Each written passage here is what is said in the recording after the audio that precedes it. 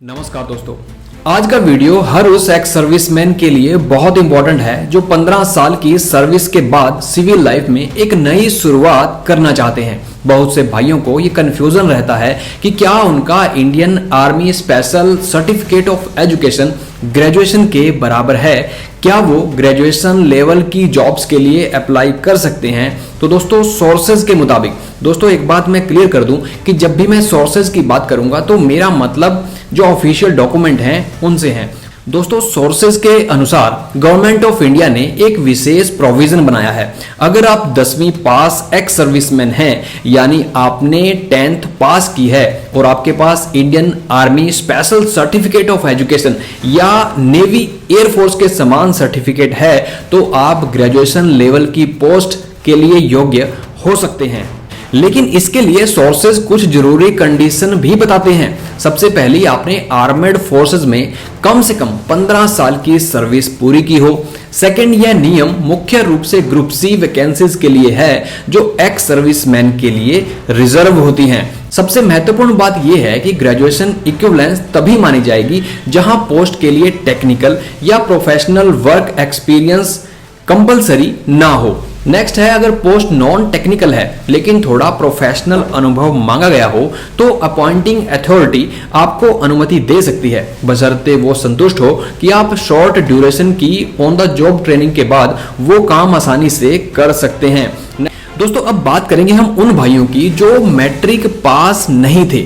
Sources के हिसाब से अगर आपने इंडियन आर्मी की क्लास 1 एग्जामिनेशन या नेवी एयरफोर्स का इक्विवेलेंट एग्जाम पास किया हो और आपकी 15 साल की सर्विस पूरी हो तो आपको उन ग्रुप सी और ग्रुप डी पोस्ट के लिए योग्य माना जा सकता है जहां कम से कम योग्यता मैट्रिकुलेशन यानी 10वीं मांगी गई हो। दोस्तों, उम्र और फीस में छूट की बात भी कर लेते हैं। शिक्षा के अलावा सोर्सेज हमें और भी कंसेशन के बारे में बताते हैं। सबसे पहले एज रिलैक्सेशन। दोस्तों, group B non gazetted, group C और ग्रुप डी पोस्ट के लिए आपकी एक्चुअल एज में से मिलिट्री सर्विस को माइनस कर सकते हैं। उसके बाद आपकी जो उम्र है वो मैक्सिमम एज लिमिट से 3 ईयर से ज्यादा नहीं है तो आप योग्य हैं। दोस्तों, एक्स सर्विसमैन को किसी भी एग्जामिनेशन या एप्लीकेशन फी का जो भुगतान होता है उससे पूरी तरह से एग्जम्प्ट किया गया है।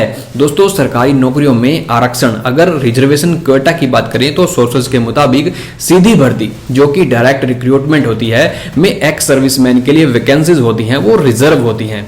ग्रुप सी पोस्ट में 10% रिजर्वेशन होता है, ग्रुप डी पोस्ट में 20% रिजर्वेशन होता है और जो पैरामिलिट्री फोर्सेज में असिस्टेंट कमांडेंट के लेवल की पोस्ट होती हैं उनमें भी 10% का रिजर्वेशन दिया जाता है। अगर आप अभी सर्विस में हैं तो आप रिटायरमेंट से 1 साल पहले भी अप्लाई कर सकते हैं। इसके लिए आपको एक अंडरटेकिंग देनी होगी कि आप एक्स सर्विसमैन की डेफिनेशन में आते हैं और रिटायरमेंट के बाद ही आप उसे ज्वाइन करेंगे। तो दोस्तों, अगर आपके पास 15 साल सर्विस और आर्मी स्पेशल सर्टिफिकेट है तो आप ग्रेजुएशन लेवल की रिजर्व ग्रुप सी जॉब के लिए बेझिझक अप्लाई कर सकते हैं।